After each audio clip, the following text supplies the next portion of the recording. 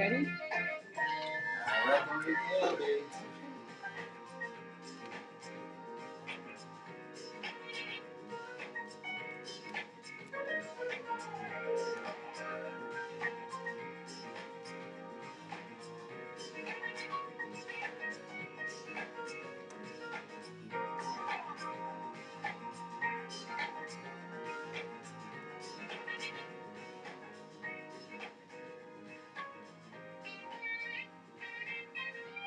Good morning. Welcome to Body Talk. Today is May the 2nd, 2023. It's Tuesday, and my name is Ayl Bridges. I'm your host for today.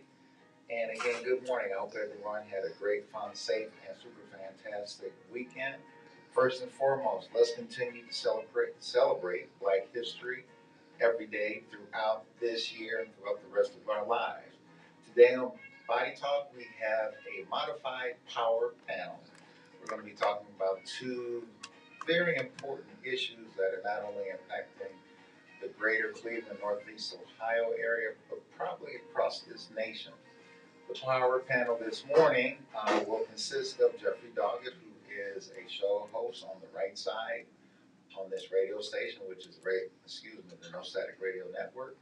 That his show appears on every Saturday from 3 to 5 p.m. We're also waiting. We're not going to wait for her, but Delores Grey, she's supposed to be coming, and when she does, she'll just take a seat at the table. One of the first topics for the power panel this morning, we're going to be discussing social justice. And it's a topic it's not new, but you hear that term bannered across the country. And just doing a small survey over the last 3 to 4 weeks, I stopped random individuals and some close friends and associates. And I said, well, what does social justice mean? And he got varying answers. And so what I did for our discussion this morning, we're going to use a definition. Social justice refers to a fair and equitable division of resources, opportunities, and privileges in society. Social justice was originally a religious concept. It has come to be conceptualized more loosely or identified as an organization of social institutions that deliver access to economic benefits. It is sometimes referred to as distributive justice. One of the recently in a city approximately 45 minutes to an hour south of Cleveland is a city called Akron. And a gentleman by the name of, I'm going to give him all his props, Mr. Walker, was killed in Akron in an incident that involved the Akron police. And I want to make it clear to everybody, from my perspective, I'm not here to demean or demonize Mr. Walker. I'm not here to demonize the Akron Police Department. We're just going to use that incident as a basis of discussion for social justice and some other topics that would fall under that umbrella. So I'm going to turn to Mr. Doggett, Jeff, if I may. And one of the things that I truly respect about Jeff, and he has a permanent seat on the power panel whenever he's available on a monthly basis, he brings a perspective not only from a personal, but he also brings a theological side to it, because Mr. Doggett is also an ordained minister. So Jeff, what's your perspective on social justice? Well, first of all, thank you. Thank you for inviting me on this program. The program I consider the flagship of the station. It's, as I've said so often before, this is like 60 minutes on the radio. So it's an honor to be on this very best program on the station. So from a historical standpoint and a contemporary standpoint, historically, social justice is often associated with the civil rights movement that began basically in the 1940s with A. Philip Randolph, who was the president of the Pullman Porters Association, who went to President Roosevelt and was going to have a march on Washington in 1943. President Roosevelt basically talked him out of it due to the fact that America, as people are well aware, was involved in a two-front war in World War II, and that wouldn't shine a good light on the nation. So Roosevelt gave some concessions to what Mr. Randolph wanted. Then when came Jackie Robinson integrating Major League Baseball, and then Larry Doby not too long after that. And some historians believe that that was the beginning of the whole so-called social justice movement. That was the genesis of it. And of course, we know it picked up steam in the 50s with the Little Rock Nine, the Montgomery bus boycott, then the civil rights movement led by Dr. King and others. And so that's the whole historical train of it, if you will. And to your point, you hit the nail right on the head when you said it started off. The initial genesis of it, if you will, started off within the church. It was a movement that was born and birthed within the African American church, especially that of, as we said, of the 50s and the 60s with the Southern Christian Leadership Conference, even as far back as Montgomery bus boycott was formed by the organization called the Montgomery Improvement Association, which was made up of a group of local pastors, local black pastors in Montgomery, Alabama, and surrounding communities. And as we well know, if you're any student of history, you know how that put Reverend Dr. Martin Luther King on the national forefront and propelled him into the leadership of the civil rights movement. Not saying that he was the only one, though, because, you know, individuals like Malcolm X, who came out of the Nation of Islam, or others that were associated with the black church, Reverend Shuttlesworth in Birmingham, Wyatt T. Walker, and Lawson, Reverend Lawson with the whole Selma movement, and etc. But all those, the genesis, the roots of all of that movement, if you were steeped within the church, because it came from a concept basically of a biblical concept in that, you know, in the eyesight of God, all men, and meaning people groups, are created equal in his eyesight. And so therefore it is a sin to deny any group of people based on their racial background, their ethnic background, their religious belief, etc., their basic civil and human rights. You know, Jeff, it's interesting that you mentioned, and thank you, mentioned the civil rights movement. And just really quickly listening to the Body Talk radio program on the No Static Radio Network. If you have any questions or comments, you can call area code 216-939-5087, or you can email them directly to bodytalkradioprogram@gmail.com. Let's start at the civil rights movement. And you mentioned it started in the 40s, and Jackie Robinson and Larry Doby in athletic baseball. If we, just for a baseline, let's concentrate on Rosa Parks. And there was a woman, and I'm sorry, I'm forgetting her name. Rosa Parks actually wasn't the first woman or individual to deny giving up her seat. It was another woman prior to her. I don't recall her name either, Al, but she's a 16-year-old black girl in Montgomery. And the reason that the movement didn't put her in the forefront is because she was a teen mother. And so she didn't fit the mold, if you will, that the movement was trying to portray as the symbol, if you will, for what it was they were trying to do in Montgomery. I'm sorry. Oh, no, and anytime you want to interject, as you know, when I'm the host and I just try to play the foil here. See, one of the things that's interesting, again, going back to Rosa Parks as our baseline, when she declined to move, that started what's now called the civil rights movement, or in today's vernacular, social justice. There's other individuals that we'll mention, I'll talk about later. But what's interesting is that she pointed out the movement started, quote unquote, in the black church. And there's still, that movement is still going on. We're some 50 plus years into the social justice / civil rights movement.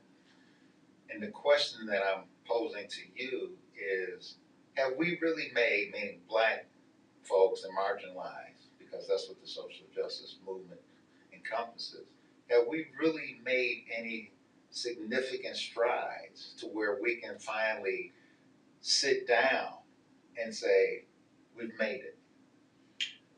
Well, yes and no. I mean, yes. I mean, it would be disingenuous to sit here and say that there has been no progress. I mean, if you think about it, at the beginning of the civil rights movement, if you want to start it in 1955 in Montgomery, at that time, you have to remember that was approximately 3 or 4 months after the lynching of Emmett Till.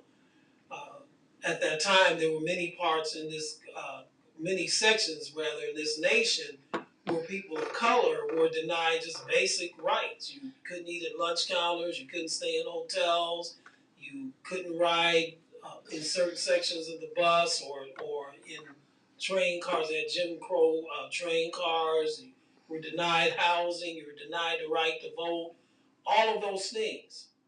And as a result of the civil rights / social justice movement, we saw, at least legally, what I call American apartheid struck down. You got the Voting Rights Act in 1965. You got the interstate travel desegregation starting in 1961. You got the Civil Rights Bill in 1964. You got the Fair Housing Act in 1966. So that was some progress. There's been moves towards equality in education, even though we're not there yet. So there has been some progress, but on the one hand, a lot of things have not changed, especially when you look at the poverty rate, especially when you look at the economic disparities between the black community and the white community here in America. You do have a black middle class now, but there is a very still significant percentage of black people in America that are either living at or below the poverty line, and we still have those two separate societies that the Kerner Commission talked about back in 1968. And you mentioned the Kerner Commission, and I think it's important for, if the audience isn't aware, we have to remember who was president in 1968. And LBJ. That was LBJ, who was a Dixiecrat. He was from Texas. Mm-hmm. He also served, he's probably one of the most notable or powerful politicians in the history of the modern country. He also served as the majority leader in the Senate, and of course he became John F. Kennedy's vice presidential selection. I think what's confusing for a lot of people, Jeff, is when we talk about social justice, and again, using that reference or baseline of the civil rights movement starting at Rosa Parks, and obviously, Jeff, it goes way back to the 30s, if not the 20s. You mentioned wealth and poverty.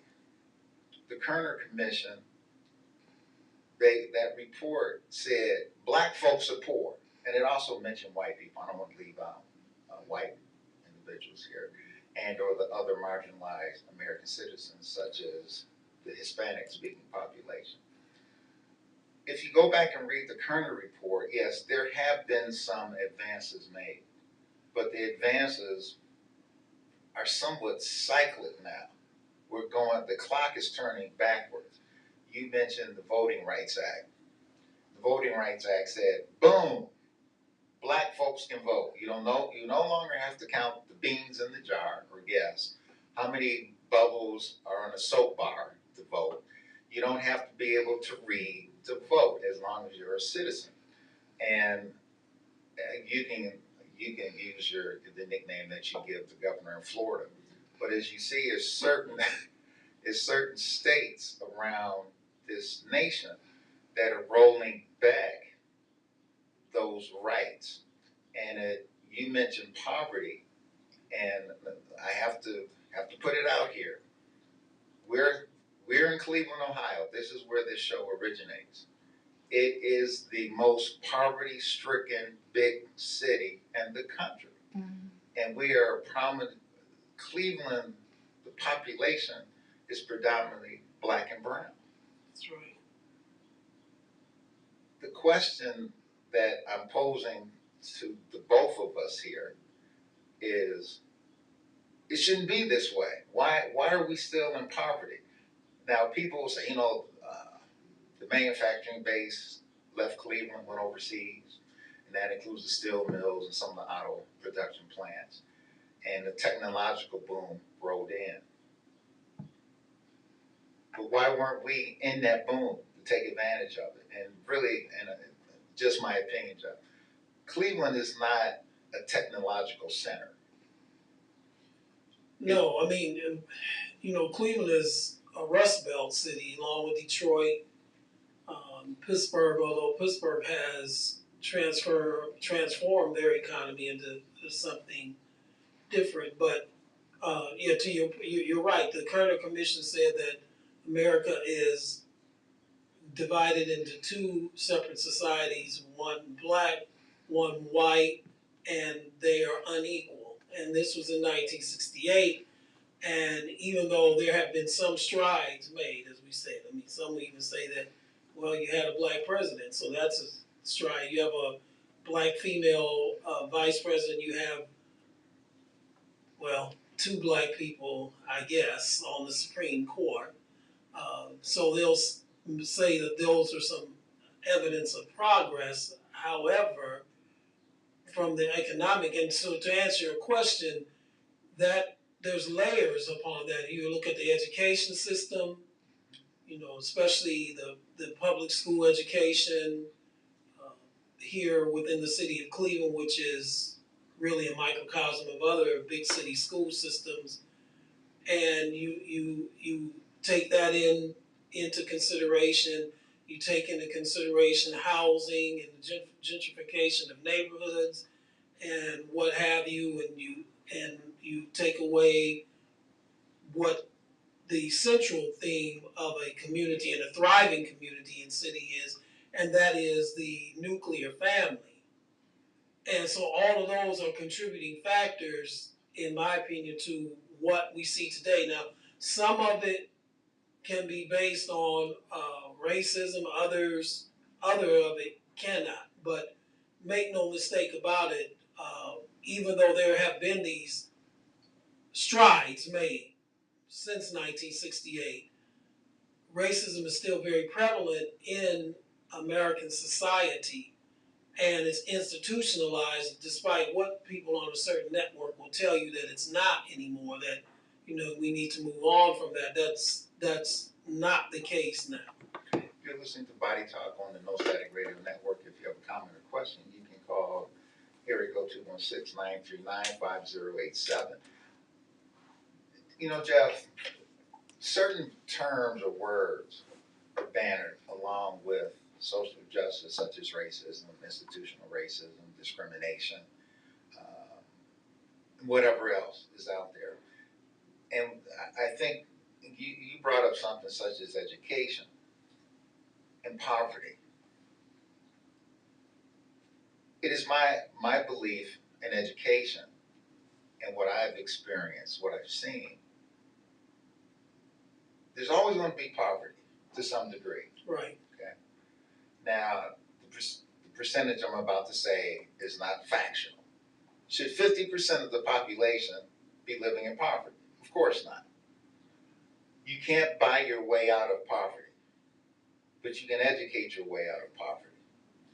Now, just because and I'm not saying that everybody who attends a 2-year college and graduates, or a 4-year and goes on and obtains a master's or a terminal degree, such as law degree, doctorate, or whatever, that doesn't mean you're going to be rich and or successful.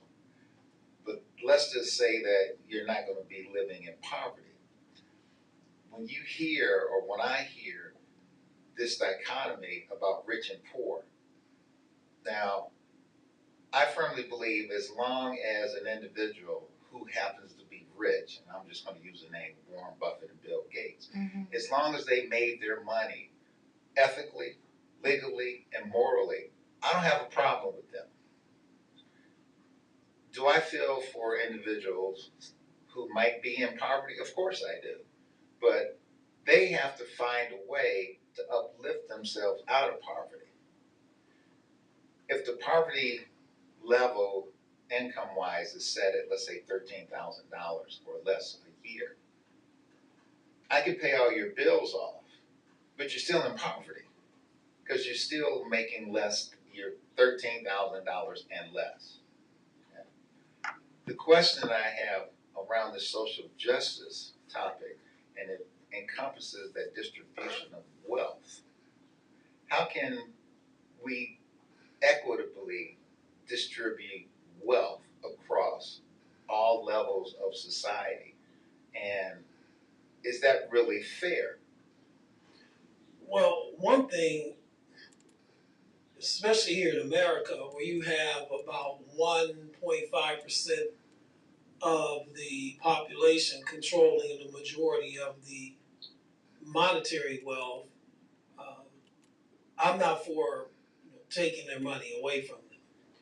However, one thing that can be done to make things more fair, or put it on a level or even playing ground, if you will, is to eliminate the many tax loopholes that people are able to take advantage of. Like, I'm not trying to sound like Bernie Sanders here, okay? But one thing he says I agree with is that a school teacher, now we're talking about middle class people. I'm not talking about and when I say lower class, I'm not talking about in character or anything like that. I'm talking about economic only. I'm not talking about people that are in the lower class.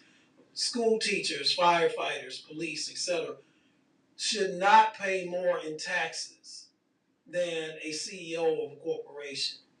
But for the most part, they do, because the CEO of the corporation has figured out, or has hired tax lawyers, what have you, to figure out ways for him or her not to pay taxes. So it's equal. Everybody can't give equally. If I'm only making $13,000 a year, I can't give the same amount financially as Warren Buffett. So it's not equal giving, but it's equal sacrifice. So the same percentage that I'm giving, I'm putting into the pot, so to speak. So should this CEO of, so should Elon Musk, so should Bill Gates. And I'm not saying they don't, but I'm just throwing those names out here as names of people recognize. But if you look at the big picture of it, most of, and I'm saying this as an educated guess because I don't know this for a fact, but I feel pretty certain and pretty safe in saying this, most of the CEOs and those who are, earning, let's say, $500,000 a year or more, are not paying the same percentage of taxes as the school teacher at a Cleveland public school, or the firefighter in a city like the city of Cleveland, or the nurse, or what have you. And these are people within the so-called middle class. And that's where I think the issue is. The issue is if everyone would pay the equal amount, the equal percentage amount of their income, that would start to level things a little more than what they are now. Well, it's a known fact, using the oracle of Omaha, which is Warren Buffett, that's his nickname. His secretary pays more taxes than he does. And that shouldn't be, but I'm sorry, go ahead. Well, let's just, from a discussion standpoint, let's say that's true. It shouldn't be. The tax code, as you mentioned, that's a legislative issue. Congress tomorrow could take up and say, we're going to change the tax code and say that people at this rate should pay whatever, or you could do a flat tax percentage regardless. And for lack of better terms, just to be brief, throw away all the write-offs. Everybody just pays 10% of what they make. That's actually what, now one thing is Rand Paul has had some ridiculous ideas, and I'm not a supporter of him at all. But that's the one thing that he said that I do support, just to have a flat tax for everyone. And now, flat tax, again, that percentage, the flat tax sounds good. And that brings in another issue here. If you look at the group of legislators, most of the men and women in the Senate are not paupers. No. Some individuals who get elected to Congress, who are supposed to represent the quote-unquote people, go to Congress somewhat financially strapped, but after 2, 3, maybe 5 terms, which is 10 years, they seem to become millionaires. Right. So along this social justice piece, how do you remove the money out of politics? Because if as far as I know, Warren Buffett's a pretty good guy, owns millions of shares of stock in different companies, but his people are going to lobby Congress to say, hey, you got to give us a break on this product, give us a break on this, give us a break on that. So you're never going to, I'm going to say never, it's difficult to have this distribution of wealth and or that flat tax. Because if Warren Buffett or one of his representatives says, well, if you do this, we're going to donate to your campaign. So I'm somewhat beholden to Warren Buffett. And once I reach that income level, then I have to stop and think, well, if I flat tax this, or if I do this, not only is it going to hurt Warren Buffett, it hurts me. And you're right, because what I was going to say as a follow-up to the previous statement is the chances of that happening are about the same as me waking up looking like Idris Elba tomorrow, and that's not going to happen. Matter of fact, I probably have a better chance of that than a flat tax getting passed for the reason that you said, is that A, people in the Congress that have been there for a while or graduate from the Congress to the Senate are within the tax bracket that we're talking about, and they're not going to add more taxes to themselves, so to speak, I guess, pay more than what they already are paying.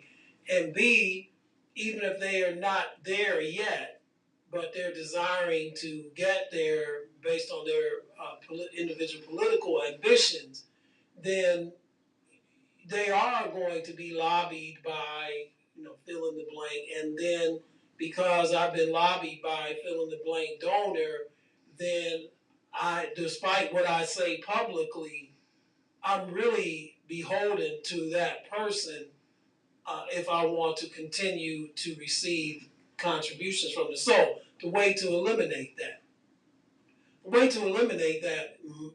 and this is a very radical proposal, is to A, eliminate the so-called dark money. B, make everything a grassroots, that no individual can give, and you can set the amount, $100. No individual can give more than $100 to anyone's campaign. That way, if you only gave me $100, not that I'm going to turn it down if I'm running for office, but I'm not really beholden to you as opposed to if you're giving me a huge chunk that's funding a large portion of my campaign. Now, Tim Ryan, who ran for Congress here in Ohio, Senate rather, here in Ohio last year, that's what he did a lot of this so-called grassroots campaign contributions. Right, and and he lost. Yeah, candidate Brand raised a lot of money, didn't really get significant assistance from his particular political party. Let's back up for a minute. You mentioned that along the social justice stream that we had a black president, and we now have a black female vice president. And 1.5 black Supreme Court justices. We'll get to the court in a minute. But I have a friend who says we just happen to have a president who was black, and we just happen to have a vice president, female, who was black. Mm-hmm. And I'll go along your sidewalk here. We happen to have 1.5 black Supreme Court justices. And when these individuals are elected, it's a feel-good thing. It really is. But when these individuals are elected, they just don't represent Black America. No. They represent all of America. Supposedly. Supposedly. If you look at the term equity, it's a derivative of the term equal. Are people really equal? Technically, no. It's a feel-good statement, and you and I are young enough to remember, and we're going to bring in the employment piece in this in a minute. You and I are young enough to remember when there was a sticker on certain doors of companies. It would say, we participate in EEO, Equal Employment Opportunity. Now, as I was working my way through my career, I used to call that the uh-oh sticker. Why do you have to tell me you're going to treat people equally? I should see that if once I walk in or once I'm employed there. Equality is an issue, is a topic that's personal. Because if I have a company, I'm going to determine who and what I hire. If I want a company full of women, that's what I'm going to have. Now somebody's going to say, well, wait a minute. Then the government came back and said, well, if you hire a woman, you get 3 points. You hired a female, and if she happened to be black, you get another point, and whatever. So you got 2 points versus hiring a white male. If you hire a black male, you really only got 1 point.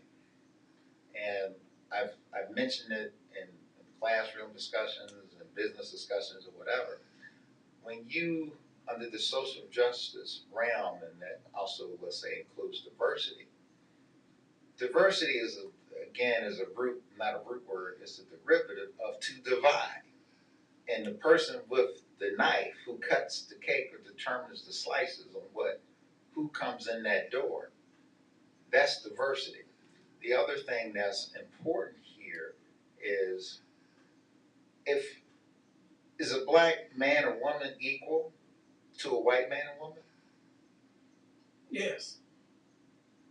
In theory, yes. In theory, yes. In reality, no. Right. So how do we, as marginalized people, change that? Do we have to really drive to get our own? And about 6-7 minutes ago, you mentioned the term segregation. Was integration more harmful than segregation? And just from a discussion standpoint, I'm not saying you support segregation. No, that's a valid question, because there, as odd as this is going to sound, there's pros and cons on both sides. Obviously, we know what the cons were and are. But during the period, let's say go from Reconstruction up to the 1950s.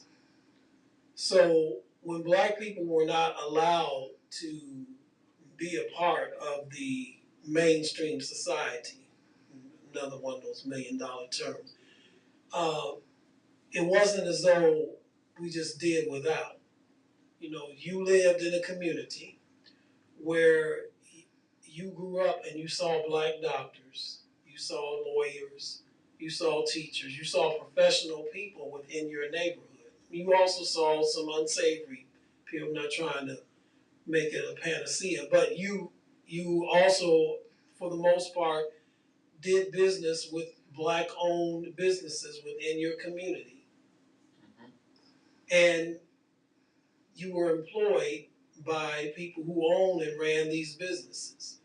So you saw that, and then once integration came, then you see a deterioration of that. Just to give you a prime example, I mentioned Jackie Robinson, okay, and Larry Doby, just to look in that context. From the time that baseball was segregated, from 1898, I believe it was, when they had what they called the Gentleman's Agreement, up until 1947, you had the Negro Leagues, which, you had outstanding black ball players at that time, teams owned by black people, and because baseball was the pastime and the major sport at that time in America, black people attended these games, and especially when they would have the All-Star game, they would fill huge stadiums for that. And then, of course, once Jackie Robinson and Larry Doby break the so-called color barrier, not too long after that, the Negro Leagues basically dissolved. And so just looking at that on that scale, if you will, is a microcosm of what happened to black society, period. Once integration came, now I don't have to do business with you in my community anymore. I can go out to the other communities. I can circulate my dollar in other communities, and to this day, we still see that going on with black businesses struggling because black people in America are some of the largest consumers, but we're not that high on the totem pole when it comes to entrepreneurship. Jeff, that's a good point. And maybe about 3 weeks, or let's say a month, I had a chance to talk to Mrs. Scott in a lot of Vales. She owns Vales. Mm-hmm. And again, you and I are young enough to remember when 105th Street in Cleveland was quote unquote black downtown. Mm-hmm. And she had one of the most thriving businesses in Cleveland. And she's actually going to be a guest on the show here coming up in June.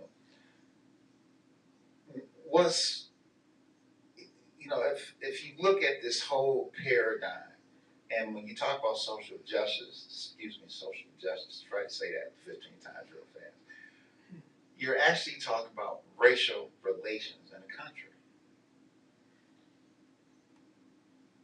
Is it that, if again, going back to the 40s, and it goes way prior to that, Jeff, you hear these terms redlining. Yeah, redlining basically meant the bank wasn't going to give us a loan, or we couldn't live in this deed restricted community, we were denied this, denied that, or whatever it might be. More so we're talking about housing. And using Rosa Parks, she started a movement just by sitting down. Cesar Chavez started a movement just by putting his hands in his pockets. He was more with the migrant farm workers. And I guess what I'm trying to understand and maybe convey to the audience here, do we really, it is two Americas. It is black, white, or black, brown, and a white America. And some people even make it based upon an economic or financial basis, rich and poor. Technically, there's no such thing as a middle class. Either you have it or you don't now. Okay? So what do we do? Should we just say, you know what, let's load up 747s and we'll go where we want to go, meaning black folks? Do we do a Marcus Garvey movement? Oh, there's some who would finance us to do that too. Be glad to see us go. I'm sorry to continue a thought. But that, Jeff, I think some people would. And over the last, let's say, 15 years, we've seen the bubbling up of a different culture in white America. where the hatred is visible now. And if we want to blame it on Trump, we can go there for 15 minutes or so. Did he really say things that a segment of society wanted to say, but was afraid to say?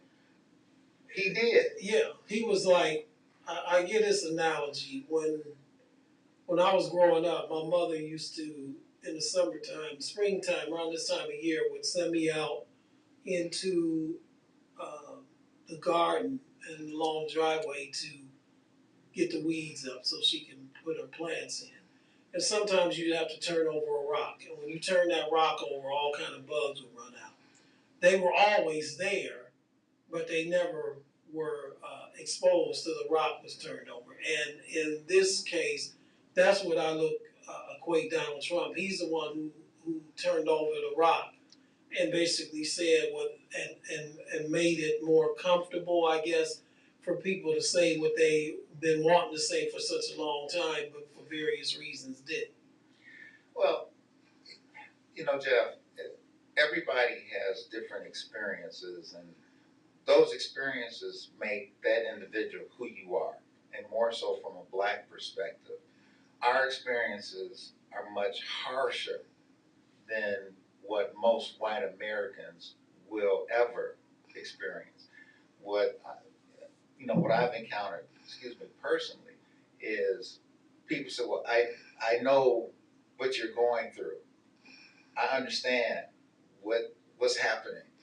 Well, first off, no, you don't, because you're the one that's doing it. Okay, and that makes it even that creates a schism, that dichotomy gets wider and wider. And I'll share with the audience one quick personal story. I was a naval officer, and I was called the N-word by other naval officers. And, that didn't make it difficult for me to be a Navy officer, but it's like, well, gee whiz, I took the same oath that you have. I kind of sort of outrank you or whatever. And, again, on a personal level, I served on nothing but admiral staffs. I served on the CNO staff because I happened to be a black man who, for lack of better terms, was smart and could do fulfill his responsibility. But they still looked at me as a black man. I remember sitting in a meeting with the Secretary of the Navy, and I was introduced, "Oh, this is the black officer I was telling you about." Now, the Secretary didn't do that, but eventually what I had to do, I filed charges against the man who said that. And the Secretary said, "Well, what do you want to do?" I said, "Well, we're taking this to summary court martial."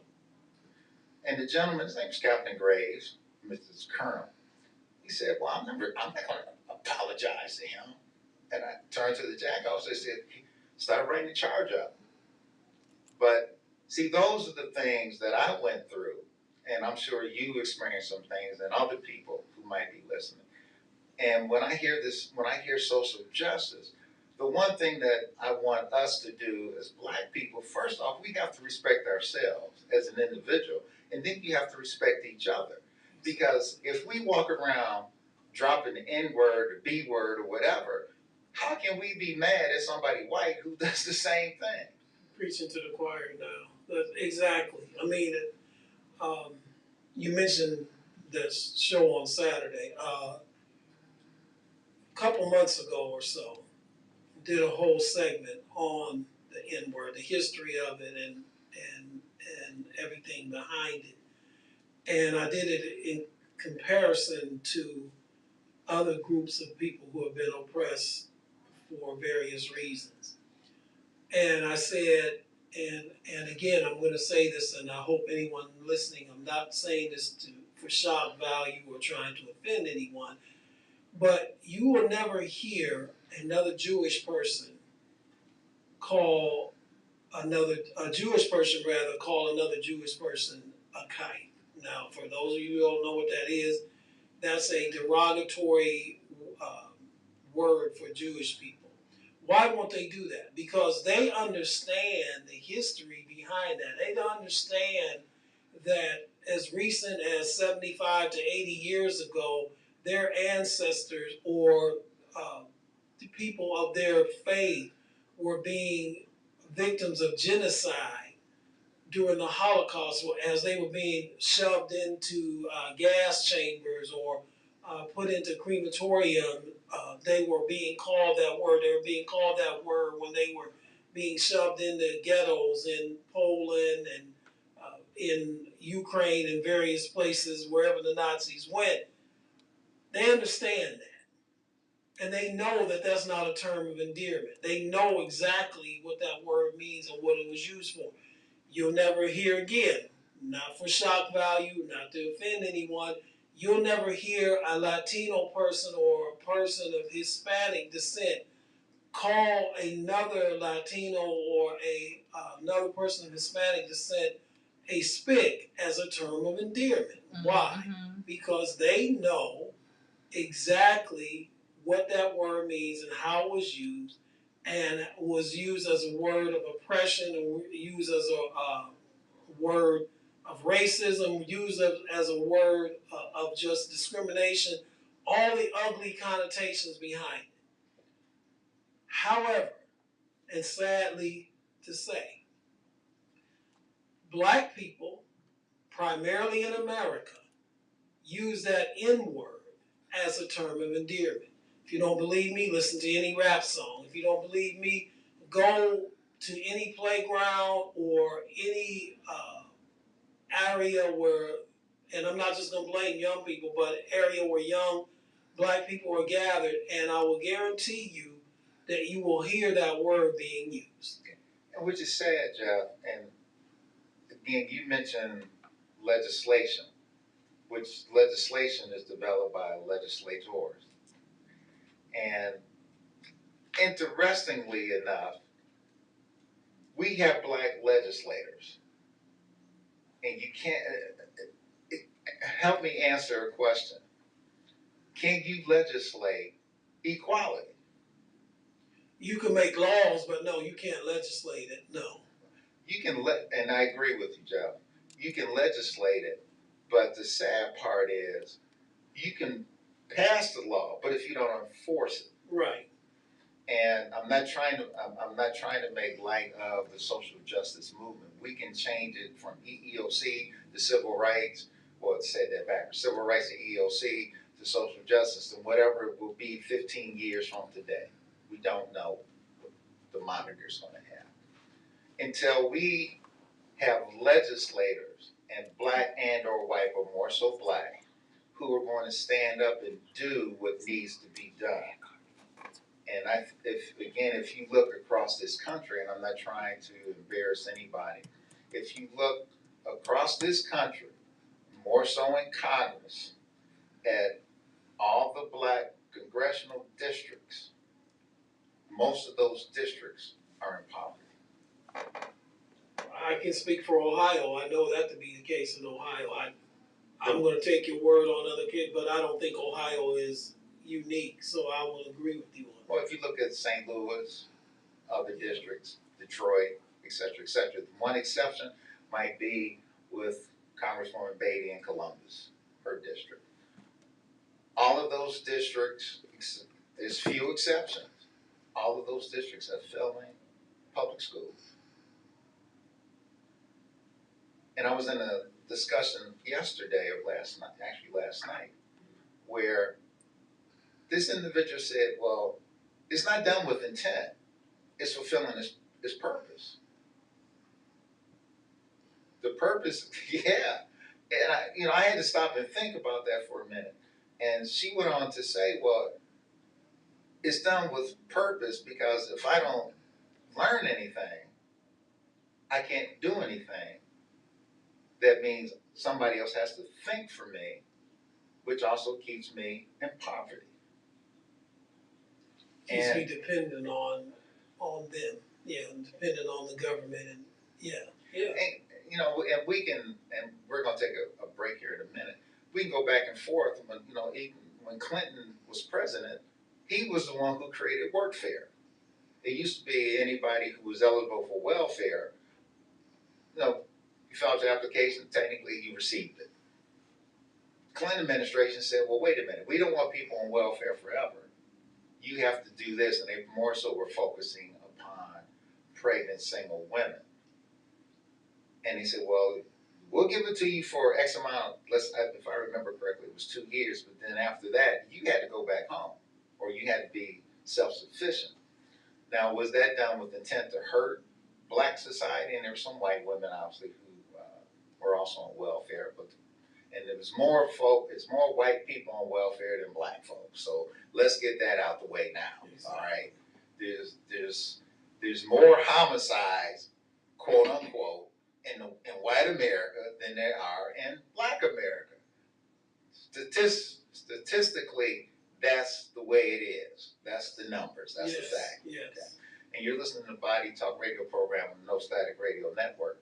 And Jeff, I want you, if you want, answer this question about, you already basically agreed that you can't legislate equality. How do you get equity and or equality and social justice? Does that come through the church door? Well, okay, so you can pass laws, and laws were passed, like we talked about in the beginning of the program: the Civil Rights Act, Voting Rights Act, Fair Housing Act, affirmative action. So many pieces of legislation were passed. But to your point, even though you have these laws on the books, and we're starting to see some of them being eroded away, like you were talking about earlier about the Voting Rights Act, for example. The only way that these laws can really have bite, I guess you say, or power, is hearts have to be changed, because I can make a law and it can pass for whatever reason. So you brought up Johnson. Johnson, as you said, was a Dixiecrat. Johnson was a segregationist at one time, but it was politically expedient for him to do the things that he did.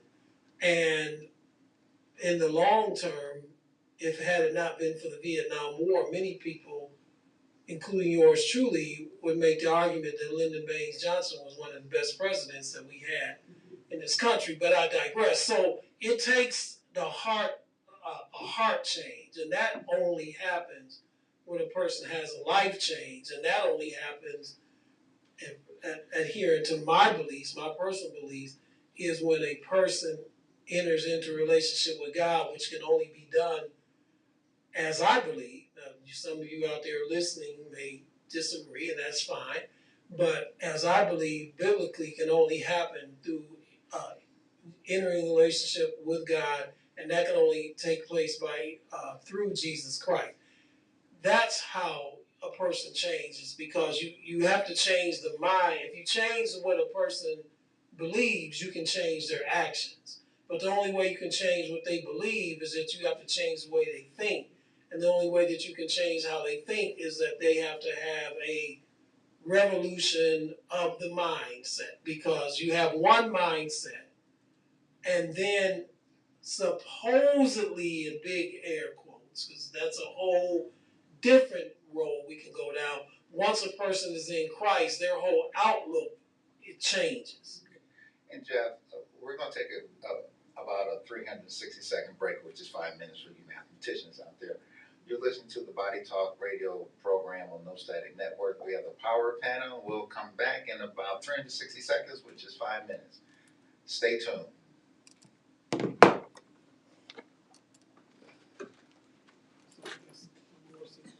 That's her right there. Oh, duh. I didn't see it. Hey. Oh, hello. How you doing? I didn't see it. I just walked in. How you doing? I'm Delores.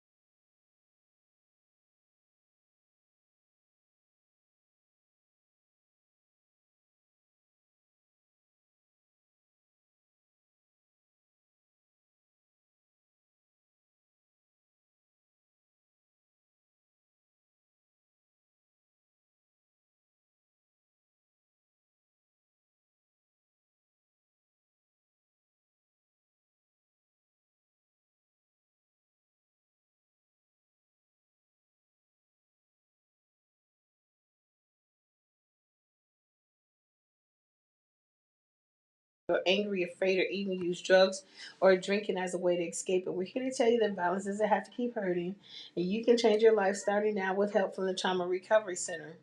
We want you to take control of your life because today can be the day. The Trauma Recovery Center offers real help for real needs in real time.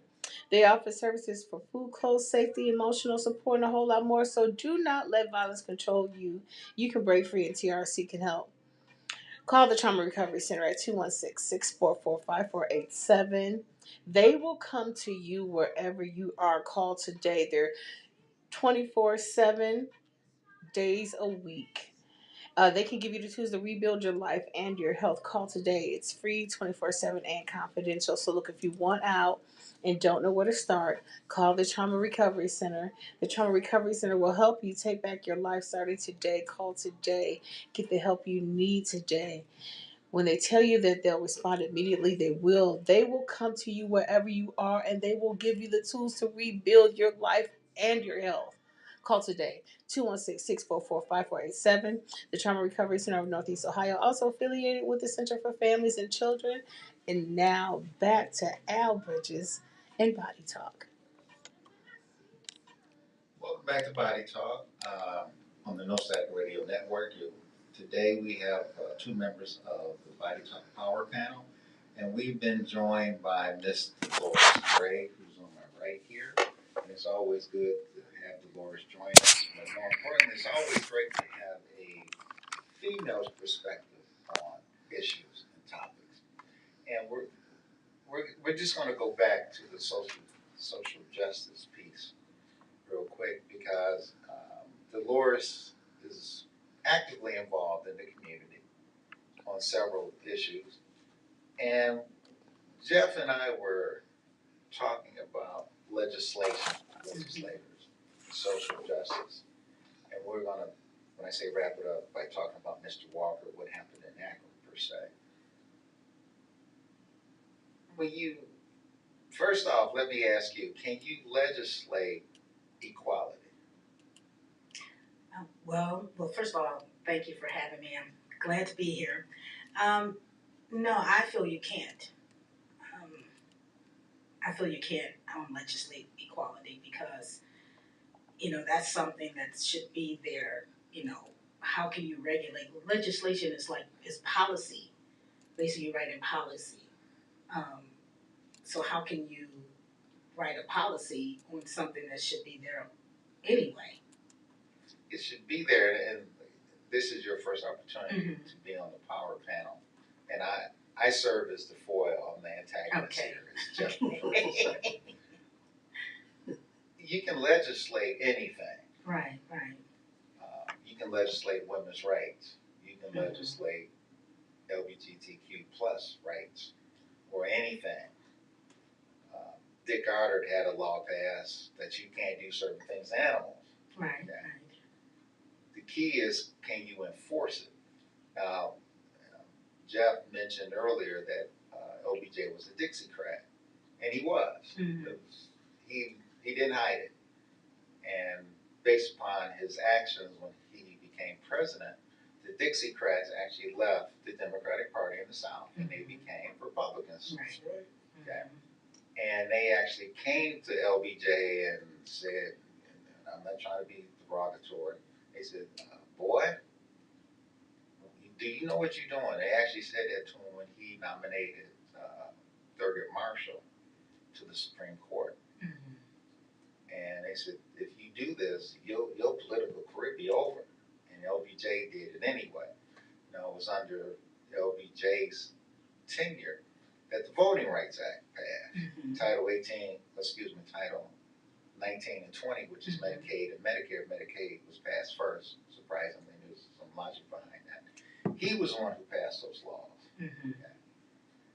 Now, as I think all of us agree, and I don't want to speak for Jeff, you can have people who are going to vote yes on something, but that doesn't mean they really stand by it. That's correct, yes. And I agree with you. It's difficult to legislate equality. Right. Because a man's going to look at a woman as being less, and some women are going to look at a man being less, and somebody black or white is going to look at each other as being different. Mhm. So when we, to you more so, Dolores, Jeff and I somewhat agreed that our baseline was going to be the civil rights movement beginning at Rosa Parks. Have we made, yes, we made strides, meaning black folks and brown and marginalized individuals.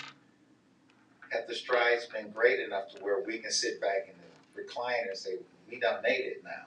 No, I would say no, because even though we have so-called equality, we don't have equity, and that is the main component into bringing things, where change comes about. You can have, that's just written about equality, that we have our rights, laws have been put in place about voting, women's right, all of that. But the missing component is the equity part because it's still not fair. It's still not a fair advantage. Okay, well, help me understand the difference between equality and equity. Okay, well, I got to look that up because I know it, I understand it, but, equity is basically when, say for instance, I saw this picture of, people standing in line. Some was short, some was tall, some was in between. And being equal meant that you were able to, like for instance, it's a baseball game. Being equal means that you were able to go to the baseball game. You're there, but you probably can't see what's going on, but you're there, meaning that you had that equal right to be there. Equity would be the part, say for instance, the tall guy, he can see, the short guy can't. And so with that said, with equity, in order for that short guy to be part of it, he would have to have something put on his pedestal or something so he can see as well. So it's giving everybody the same advantage to be able to be part of something or be able to have something. Just because it's equal don't mean that you always have those rights. And I'm familiar with that print. I've Yes. seen the kids standing at a fence, and you have the short guy, not really, he's trying to see over the fence because he doesn't have the box. See, it's interesting that you say that because equity is still determined by the person who passed the law. Are you going to let me, I'm going to use a golf tournament because there's all sort of tall and short people. You really don't want to be short and go to a golf tournament unless you're at the rope, closest to the players. Because anybody 6 feet and taller, let's make everybody 5'9" in this scenario, they're not going to be able to see. Are they going to let me bring a box so I can stand on it at the golf tournament? Or are they going to let me bring a box in baseball or the football game? Mm-hmm. It just so happens, I'll just use Jeff as a name, Jeff bought the seat in front of the smaller guy. So every time Jeff and everybody stands up clapping, you still can't see. Mm-hmm. I have access, but equity, no. How do you make things equitable? How do you do that? That's what's going on right now in the world. That the equity portion is we're out there fighting to have certain rights, like for instance with Roe v. Wade and the women's reproductive health situation. We're fighting right now for that, for that equity portion, because women didn't have rights, and then all of a sudden, with the laws being passed, we have equal rights, but still that portion, since Roe v. Wade is gone, that's even worse. But it's about having fair and impartial people that's in place, and that's what the problem is. That it's hard to get those type of, I would say, legislators, politicians, or whomever, to be able to have that mindset, and that's where people should come in. People need to be able to, come in and make these changes themselves too. I think people should be able to choose, effectively, of who should have these seats. Okay, well, you brought it up. So let's walk, as Jeff would say on his show. Because it's hard questions, man. No, it's just an opinion. Yes, okay. It's the truth, though. we have Jeff Doggett here, who's a host on the Right Side radio program on this network, the No Static Radio Network, that appears on Saturday from 3 to 5 p.m. Well, he uses the term segue. I say, you open the door, so I'm going to run through it. Mm-hmm. He said, people should choose the right legislators. So Yes. now we're talking about voting. Yes. Okay. There's two ways you can vote. Mm-hmm. One is emotional voting, Right. and the other way is intellectual voting. Intellectual voting does not mean you have to have 19 or 20 different degrees. It means that you do your homework. Right. You listen, you do your homework on the people who are running, or you pay attention to the person who currently holds that seat. Exactly. Emotional voting is, well, I went to school with him. Exactly. And I'm going to vote for him or her. Or he dated my 18th cousin, Mm-hmm. so I'm going to vote for him or her, and so Right. forth and so Or on. you get, as you call, the Christmas card with the picture of everybody listed down. And since you say you're not the intellectual or educated voter, well, okay, I'm just going to vote for all of them because the Democratic Party says vote for, or the Republican Party says vote for, whether they're really representing your interests or not. That's the problem. That's the key, and that's the problem, because what people need to do is to vote your interests. For Yes. example, and since you mentioned that show, we talk about this on. Why is it that certain Republican candidates, well, I won't even say certain, the Republican candidates for the most part are beholden to white evangelical voters? Why?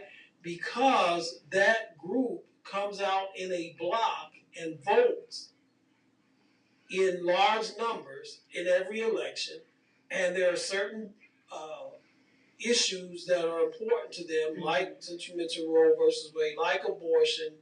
Mm-hmm. For the 50 years that you had Roe, that block of voters was energized to vote to try to get rid of that, to put elected officials in, so that those elected officials could then appoint people to the Supreme Court to change this around. Mm-hmm. And so these people, even though whether you agree or disagree with them or not, what they were educated block of voters. They may have been a one-issue block, but that one-issue block stayed strong, they stayed consistent, and the dog finally caught the car, so to speak, the last summer, when you had the Dobbs decision. What the problem is within communities, and I will say especially communities of color, is that A, the turnouts are so low that they're embarrassingly low. Mm-hmm. And then B, a very vast majority, in my opinion, I don't know this scientifically because I have not done the studies and researches on this, but a vast majority of those who do turn out in these embarrassing low numbers anyway are not educated. They just vote straight down the ticket mm-hmm. or the Christmas card, as you call it. Well, Jeff, thanks for giving me credit. I think I'm going to lose my membership in the party. But you listen to the Body Talk radio program, and we have the power panel, Ms. Delores on my right here, and Mr. Doggett on the left. See, it's interesting when we talk about this voting emotionally and intellectually. I think the three of us agree that the emotional voting has to dissipate. It's never going to disappear, but it has to be minimized. Yes. Okay. And to share with the both of you, I ran for office. Mm-hmm. Did. And one of the things that I learned during that process is that there are more emotional voters out here mm-hmm. that really don't know or understand what's happening to them. Right. They're being bamboozled. I like that, bamboo. If you can spell that, you can stay it for next week. BAMBOOZLED. You have your own shows. The thing that's important here is, see, people, and people were bamboozled. People said, well, I didn't vote for you because you're a Republican. I said, I'm not a Republican. I'm a Republican. I'm a Democratic ticket. And they Oh said, my goodness. oh, well, you sound like a Republican. I said, what does a Republican sound like? And I'm not trying to be, Mr. Whatever, because I don't and dumb and whatever, and I can understand certain things. I know the difference between median and medium. I can do a statistical analysis, or, one of the things, and that's enough about me. See, one of the things I think, and Jeff, you mentioned the voter turnout, so you must have read some of the questions I had prepared. How do you increase the turnout?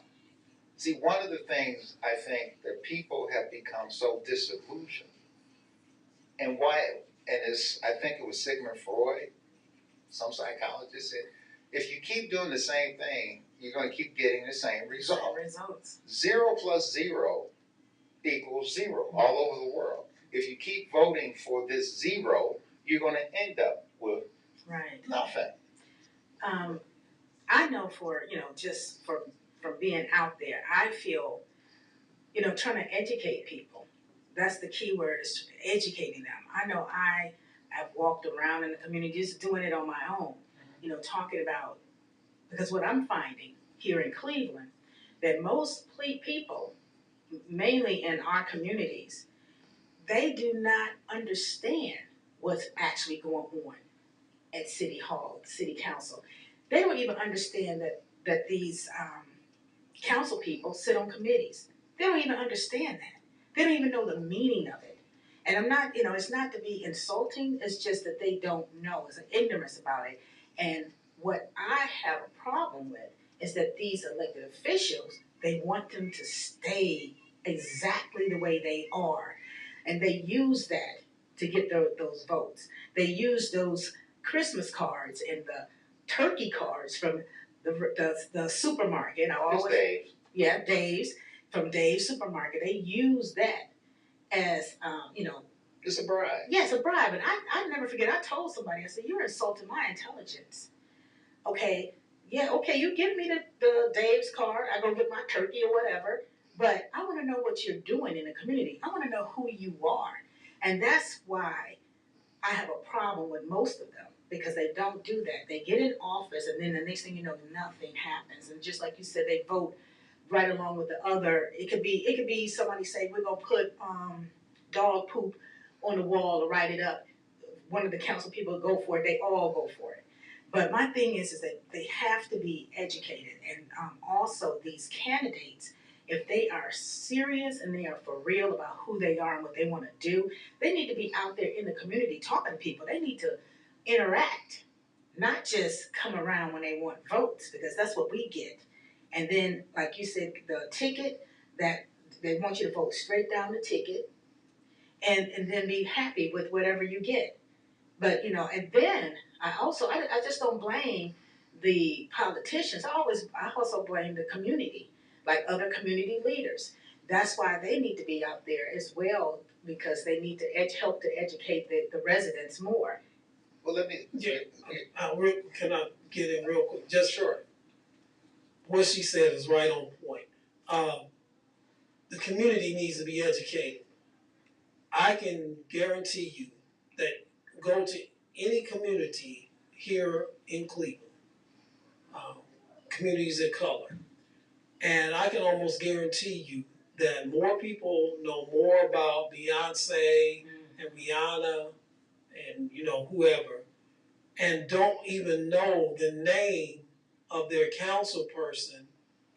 And if they know that, they certainly, in all likelihood, don't even know the name of their congressperson that represents them in D.C. And they don't know that until the election comes, when they get the Christmas card, turkey card with all the little smiling faces on it, and they just take that and just vote for them. Well, it's interesting that both of you bring up some good points.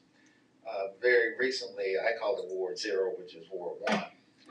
The council representative in a meeting. Misrepresentative. I can say that, you can't. I can say it. It's my show. I can say what I want to say. The misrepresentative, I'm borrowing that from Jeffrey Doggett. He said that he told the people in the room not to come to a council meeting joining committee meetings because we don't do anything. It'll be a waste of your time. What? I could say it slow and I could say Oh it my backwards. goodness. I could say it in French if you want me to. And that's a shame that Yes. a legislator would tell residents not to attend any form of legislative meeting. Now, this is not a take on that. That's I can't even address ignorance. That's not even ignorance. That's just downright stupidity. Mm. The thing that concerns me, just not well, more so in Cleveland and across this country, is as we as Black people decline to go vote, that only hurts us. Yes. Because then we have no voice. Our vote is a voice. Right. And I'm not going to go through the historical pain that our great grandfathers and mothers and foreparents went through to get us the right to vote. Mm-hmm. And we decline to participate in something ideally that might benefit us. You know, when the new form of legislation is gerrymandering. And I don't care what party you're in, if you're the majority, you're going to configure districts that benefit you. Right. You are. Now, you mentioned something about community leaders and other people, and I prefer not to use politicians. That's nothing but a freaking job title for somebody who holds elected office. What's a shame here is there are individuals who are devoid of any character and integrity. I personally decline to vote for anybody who's a consistent chronic liar. Because if you vote for that person, your vote determines your character and Right. integrity. And you can chime in here. It also. Well, don't interrupt the host. One of the things that that's all right. I'm just. One of the things I ask people, I said, well, would you hire that man or woman to come work for you? Well, no. I said, but you just did. Mm-hmm. You voted for him or her. Right. Regardless of the salary. Mm-hmm. You just hired that person. And as a former teacher, college professor, I try to give attribution where appropriate. I think Ronald Reagan said it first during one of his campaigns. Are you better off today than you were 4 years ago? And most people in Cleveland, if they're honest, they must, no, I'm not. So why do you keep voting for him or her? For the same type of person. Go ahead. I'm sorry, Dan. Well, what I was going to say, when we were talking about, I want to also add precinct committee people in that equation as well. Well, a lot of people don't know what a precinct committee person does or what that is. Well, basically they are they get sworn in, they get sworn in to do the job of making sure that their particular community that they live in, their precinct, get information of who these candidates are.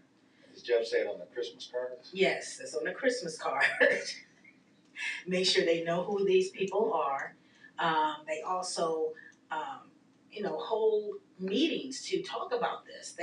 This is what they're supposed to be doing, and they do nothing. I mean, some of them do and some don't. And I'll give you an example of what happened to me. I was actually working for the Democratic Party. I was an organizer for Wards 5, 6, and 7. And the precinct committee people, especially in Ward 7, my ward, they had a problem with me being an organizer. They wanted to get paid. And so they basically told me, I'm not going to help you. I'm not going to volunteer. I'm not going to do anything. But this is what they sworn in to do.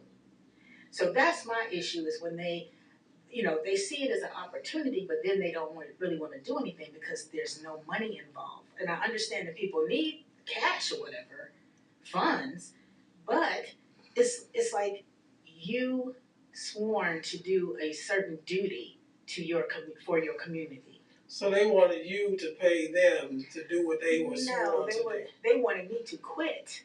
So they were mad because I was doing what they were supposed to. Oh, Yes. okay. Well, before Jeff chimes in here, and it's interesting to be a precinct person in any ward. Mm-hmm. And I'm saying this to everybody in the city of Cleveland because the precinct elections will be coming up in early 2024. Mm-hmm. You have to gather a lot of signatures, 5 signatures, to get your name placed That's it. on the ballot. 5 signatures. Yes, 5. 5. Not 500, not 50, just 5. So if you have 4 people that live in your house who are voting age, there's 4, and I hope your next door neighbor knows that he or she will sign it. Right. Okay. Let's be candid here, and I don't want to say blame. You brought it up, so. Well, hey. Well, no, it is what it is. This is why we have these power panels on the Body Talk, and you're listening to Body Talk radio program on the No Static Radio Network.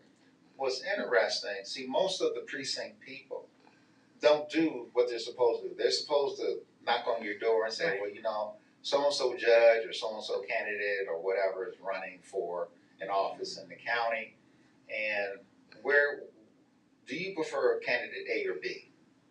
That's what they're supposed to do. Right. But they don't. Most of them don't do that. No. What they really do, the council representative controls them so that they. Oh, don't shoot me with your finger. Controls them so that he or she can get the party endorsement. Exactly. Actually, it's not funny. Well, it's criminal. Yes. And then some of the council people become the ward leaders, and that's not even. Well, that's undue influence. Yes. That's inappropriate. I don't want to use unfair because we're talking about equity and all that other good stuff. That's undue influence, and that's a party issue. Yes, the problem is, and I'm not trying to make fun of the Democratic or Republican Party. If you really want people to be engaged and to come out and vote, one, when a precinct committee person is elected, don't depend on the ward leader to quote unquote develop or train them. Don't do that. The party should be doing that. Exactly. Okay. 2, I'm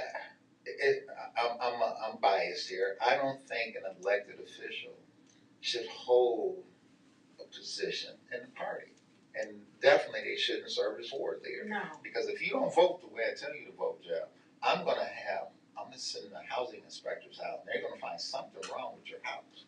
Okay, and that goes on. That really does go on. I'm not gonna tell people where you live in that ritzy witzy. That goes on in Cleveland, and you're listening to the Body Talk radio program on the No Static Network. I'm sorry, Jeff, you got a comment. So I just want to give this as an example of what we're talking about here. In 2021, there was a very high profile campaign between 2 black women, high profile to the point you had national people coming in here. Mm-hmm. National coverage, MSNBC, CNN. You had Bernie Sanders. You had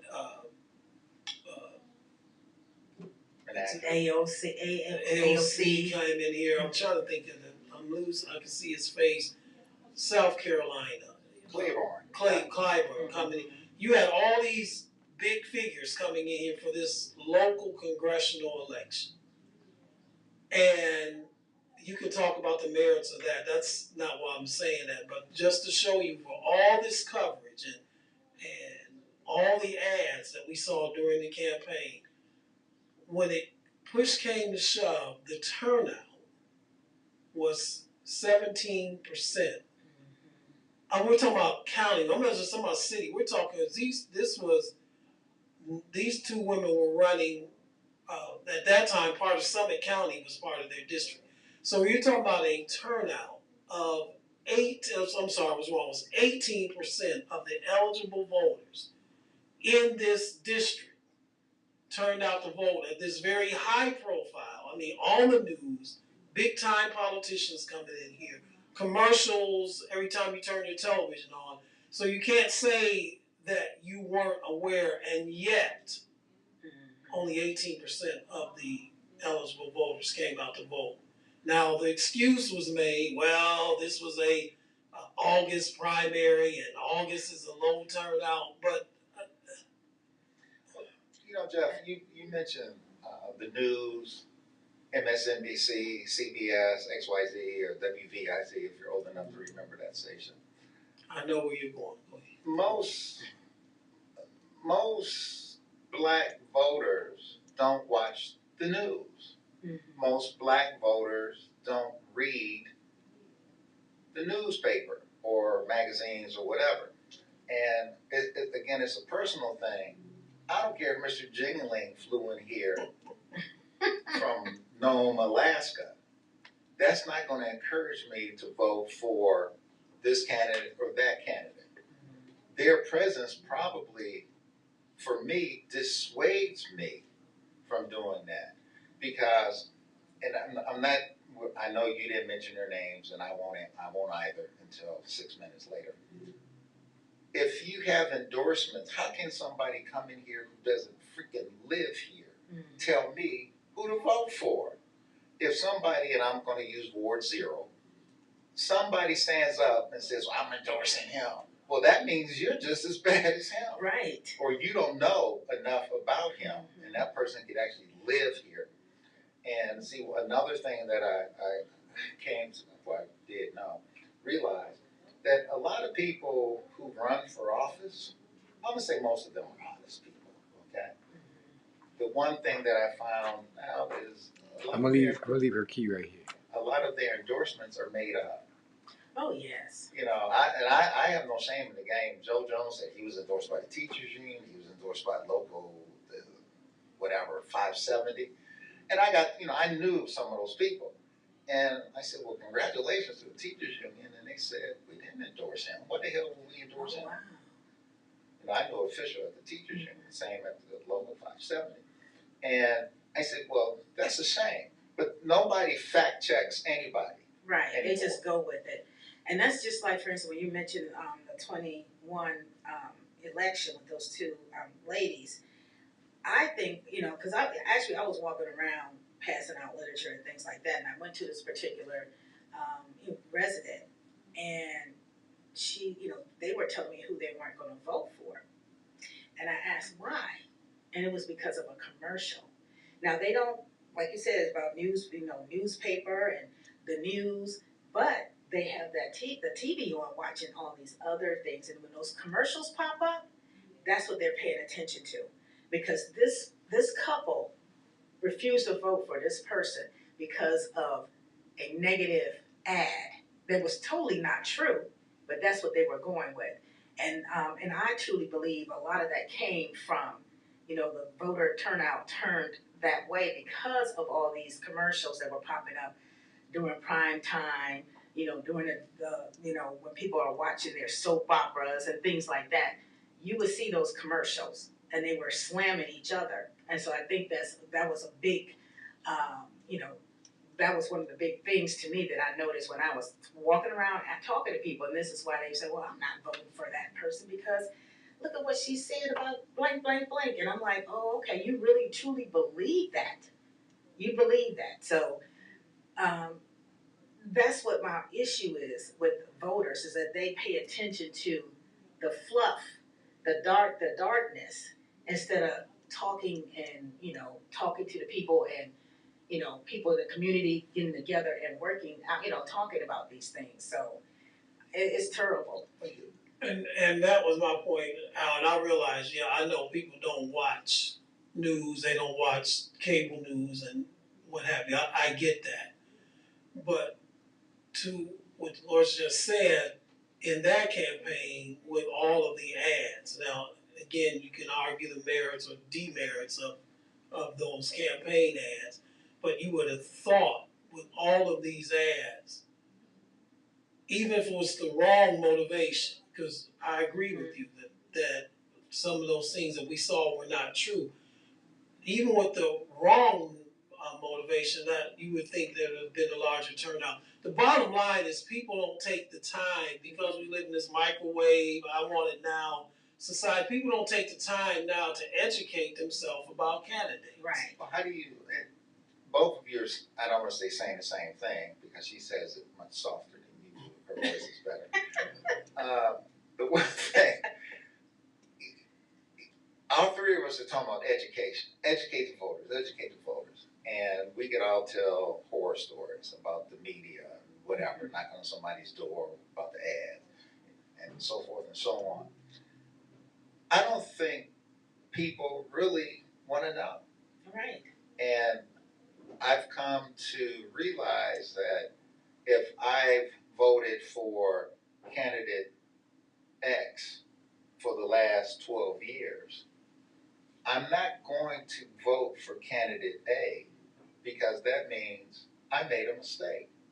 And most human beings don't want to acknowledge I made a mistake.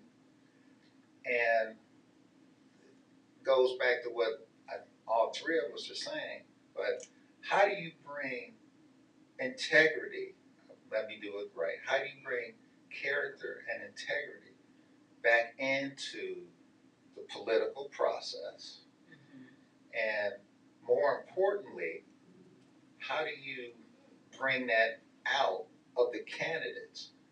Because granted, somebody could say, well, Delores, that's what you want, I will do that.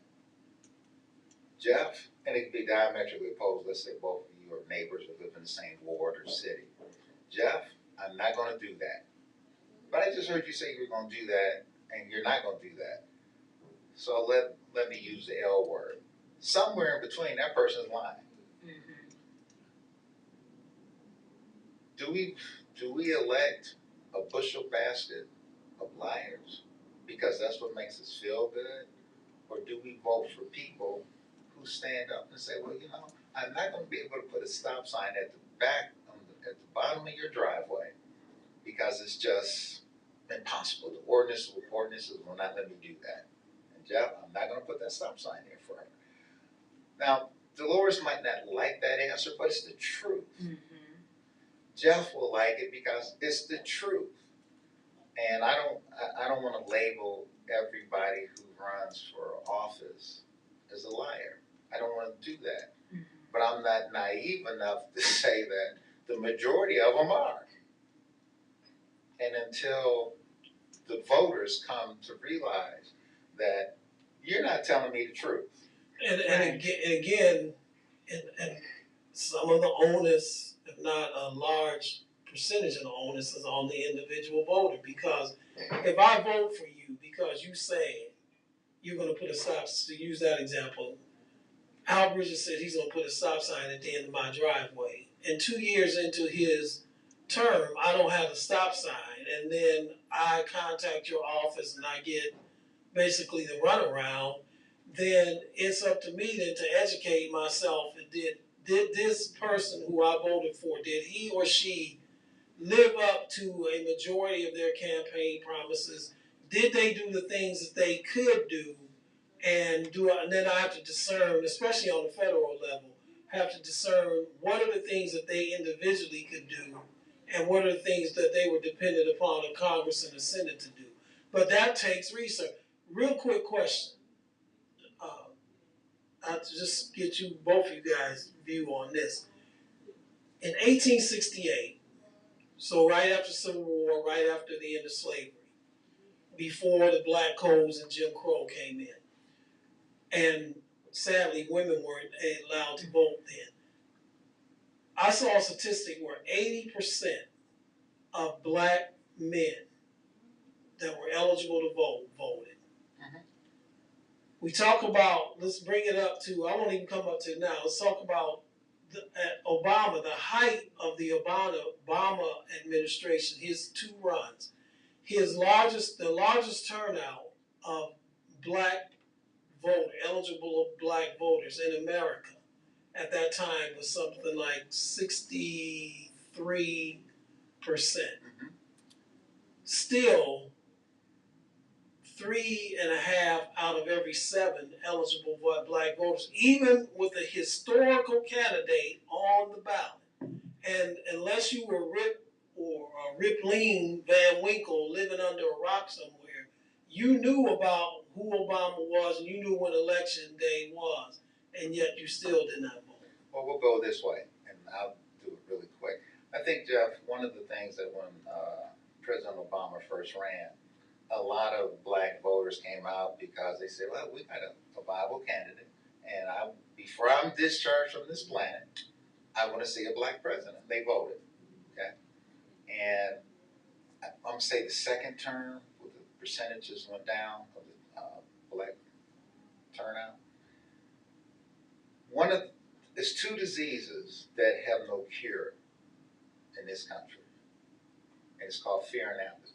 There's no vaccination for it. There's no pill. There's no nothing. And I think on the second term, and more so related to what we're discussing, black voters have become apathetic now. It's just better for me to stay at home because the person or people I voted for don't do a freaking thing. My parents would be mad if I say damn. They don't do a freaking thing. Mm-hmm. So they're apathetic. So why should I come out and vote? And again, it was interesting. I'll do this real quick, Delores, so you can answer. I did a survey, and I said, if you take Obama, you take his credentials, and maybe you change the name, but let's leave it as it is. Columbia undergrad, Harvard grad, Harvard law editor, review, president, whatever, but forget that. Would black folks have voted for him if it would have been Barack Obama -R, if he was a Republican? So, and that brings in that emotional vote. I ain't voting for no Republican. Right. We're talking about the general election when you can go across the ballot. And the majority of the respondents said, I know. So go ahead, Delores. Well, based on what you were asking, why people were more motivated then, is that, okay, well, how I feel is that because at that time, they're coming in, they want things to change. There's racism, there's serious racism where people are getting lynched and hung and all this other, crazy things that are going on. Black women couldn't even vote as well. So it's like they were pushing more for change. Now, even though we want change, people have become lax, like basically what you're stating, is that they don't even care now because they feel that nothing is going to change at this point. Nothing's going to happen. Nothing is going to happen good for us, for black folks, black and brown folks. So I feel a lot of them just don't care. I remember my mom was telling me how happy the city of Cleveland, the black population was when the first black mayor was elected. It was the biggest thing all over, the very first black mayor for all over, the United States. And he did bring some change because I remember my dad, he got a job at the city hall, at the city of Cleveland, worked for the city until retirement back in 2007. He worked from when that man was in office. Carl Stokes. 1967. Yeah. And since from him being, the whole family, everybody I know, from, when I hear people talk about it, they said, well, he got us a job. We were working here, we were working there. And that was like pride. The pride was there. But at this point, I think people it's too much. I don't even know how to put it, but I think there's too many people just don't care because, nothing's going to change. They're going to do what they want to do. Why should I even matter? And then on top of that, the black folks that are running now, they're not looking at how, like the Carl Stokes or back in the day, MLK, they're not looking at those things. They're not thinking, of the pride and how, the things, we need to get things together for us. They're not looking like, they're thinking about lining their pockets and that's it. And to your point, I remember that I was 11 years old when Carl Stokes was elected. I can remember the excitement of that time, and and so that's fine. If a person wants to feel that way, it doesn't make any difference what I do because they're still gonna do what they want. That's fine. Well, it's not fine, but that's what the way you want to think. Okay, but then just don't then start complaining about city services or lack thereof, or the police and Exactly. police or what have you, because prime example, one of the biggest concerns within communities of color, not just African American communities, but communities of color, is police reform. Mm-hmm. You have dead right now on the floor of the Senate, because it's never seen the light of day, something called the George Floyd Justice and Policing Act, which has not seen the light of day of the Senate because the Democrats who want to push that forward do not have enough votes to get it passed.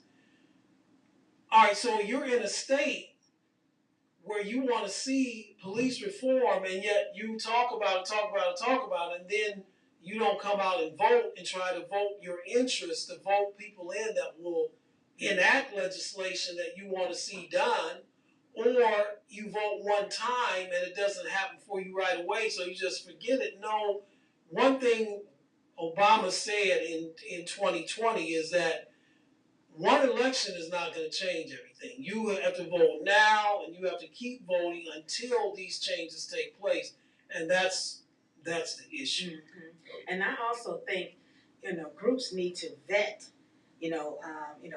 Look for candidates and vet them. Yes. And for the interest of the people in our community, and that's not happening enough.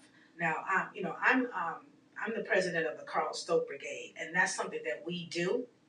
But it's not enough. It needs to be more groups, more even communities, neighborhoods need to form and get together to find a candidate that they feel that would meet the needs of the people in the community instead of, like you said, going down the Christmas card list. Okay, you're listening to the Body Talk radio program on the No Static Radio Network, and both of you keep using this word, and I'm going to do it backwards. Jeff said, certain people keep talking, just keep talking. See, I don't want to say the appropriate term. I'm going to change it to pontificate. Okay. They just keep saying nothing. Okay. Mm-hmm. The other word that both of you, all three of us actually use is think. Mm-hmm. See, most people don't want to think anymore. They've gotten to the point of becoming lazy. And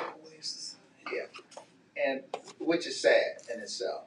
And we don't have a lot of time, but we're just going to touch on this, and we'll get back together, you two and some others next month. Let's talk about health disparities really quick here. Okay? If you look across the country, the life expectancy of a typical black man in the Cleveland, or black man in the country, is 72 years old. Where if you were a white male, your life expectancy is almost 77 years old. If you are which is sad, and I'm not going to talk about the females right now because I'm going to have you come back. Okay. April was Minority Health Month, and Metro Health System through Dr. Motlin, he puts on a Minority Health Men's Fair where you can come in, you don't have to present your insurance card. It's actually free. It's free. And several people, walk the streets, drop flyers for him for the fair. And it was a great success. Okay? The sad thing about black men is we don't take care of ourselves. That's number one. And I'm not blaming black women here. Black women have to encourage their black men to take care of themselves. I have a comment about that. What's your comment, Delores? Well, I'm looking at my mother and father, okay, and I know that my mother she's a stickler of going to her doctor's appointment, encouraging my father to go, constantly encouraging him to go. And just a couple of years back when we had COVID, they both caught it.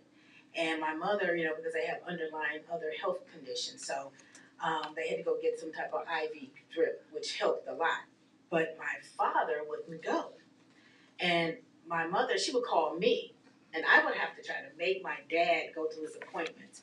He actually has missed about 3 or 4 appointments, and we are trying to make him go. And he was like, "Oh, I don't need to go." And it's like, that's sometimes when men are stubborn in their ways, they do not change. They won't change. And he has myself and my 2 sisters and my mom, so he has a lot of women around him, and we're all at him, and he will not go. And I hope and pray that your father will change his mind. Yes. And one of the things, I'm not going to speak for all black men. See, one of the things working in the healthcare arena, as long as I have, what you encounter is that black men are fearful. And because in some instances, we were the primary breadwinners. Right. So we couldn't afford to take off. Mm-hmm. And the black men have adopted what's known as the Mandingo attitude. And also, black women have the entry, excuse me, into the healthcare system. And once you start your menstrual cycle, mama, grandmother, whoever, sister will grab it, and boom, you go. Right. You get accustomed to going. There's no entry point for men. And sadly, for black men, most black men will take better care of their cars than they will of themselves. Right. And again, one of the things that I'm pushing this year and will for the rest of my life, which I hope is a very long time, is for black men not only to go to the medical appointments and take a friend, take a brother, take an uncle, whatever, and make it a day. Go to lunch, go to dinner, whatever. But more so, the silent killer for black men is prostate cancer. Yeah, I can definitely speak to that. So, one, not patting myself on the back, but my annual physical is this Friday, May the 5th.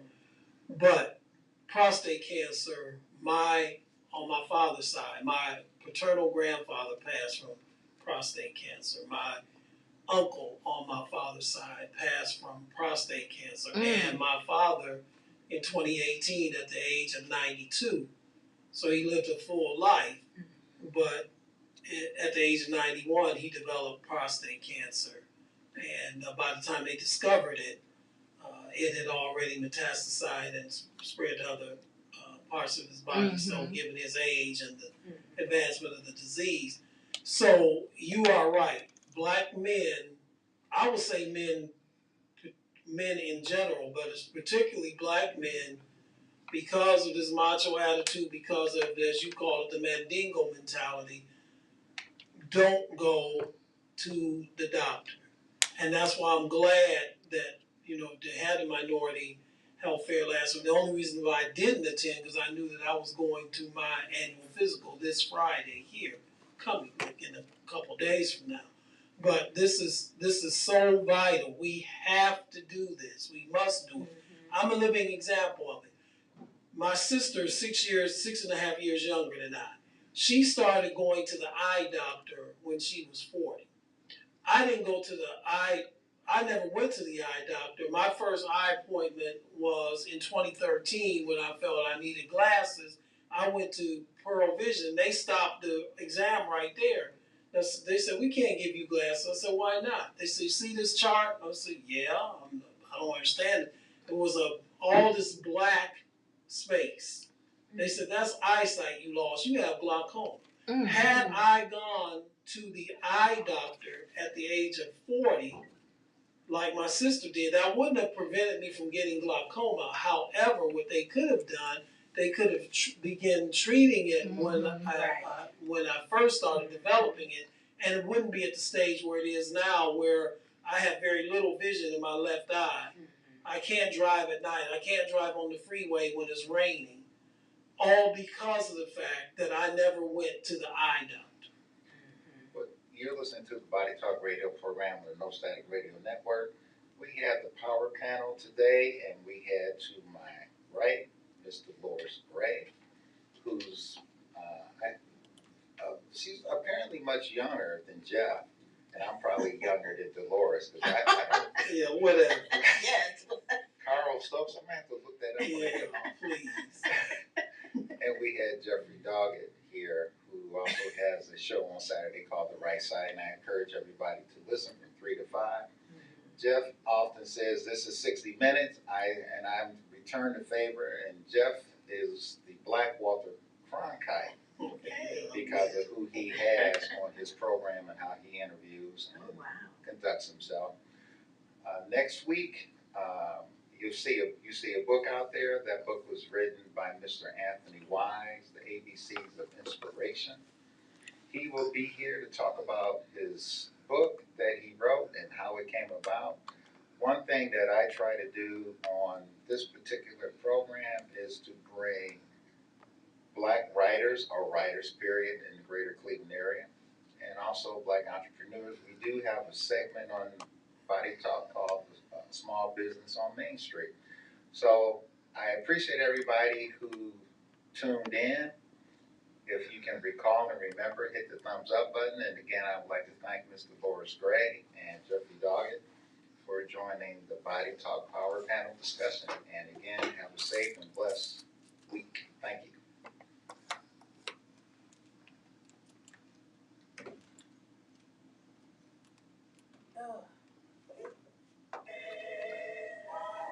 Here's your turkey gift card. Oh, goodness. Turkey gift card. That's all Jeff gonna have us kicked out the party. You want to start our own party? I'm not gonna say who I got that from about the Christmas card. That wasn't the original idea. I'm just saying. I'm always saying that when I'm out there talking about these candidates. I'm like, I don't want your $25 turkey card.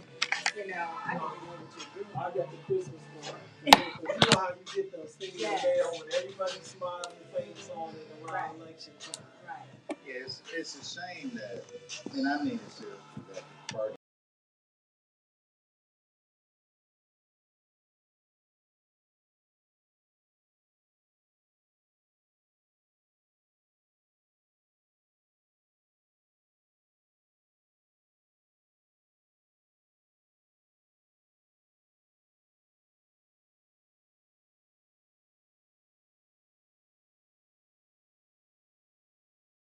wasn't gonna put you on Front Street like he put me. We'd like to thank you for tuning in to Body Talk with your host, Ayl Bridges, here in the station where we don't bring no static, but we sure enough bring the noise on staticradio.net. Make sure you guys check us out on social media where we absolutely love to hear from you on Facebook.com/No Static Radio LLC, on Twitter at No Static_radio, on Instagram at @TheReal_No Static Radio, and on YouTube at No Static Radio. Also, if you guys would like to listen to replays of this show and others on NoStaticRadio.net, please make sure you check us out on Mixer or Mixcloud.com. Just type in No Static Radio in the toolbar for replays of this show and all others on this platform. And for continuous streaming, please check us out on TuneIn.com, live on LiveRadio.net, or Video Q for continuous streaming of this show uninterrupted. No refreshing the page uninterrupted of this show and all others on the platform.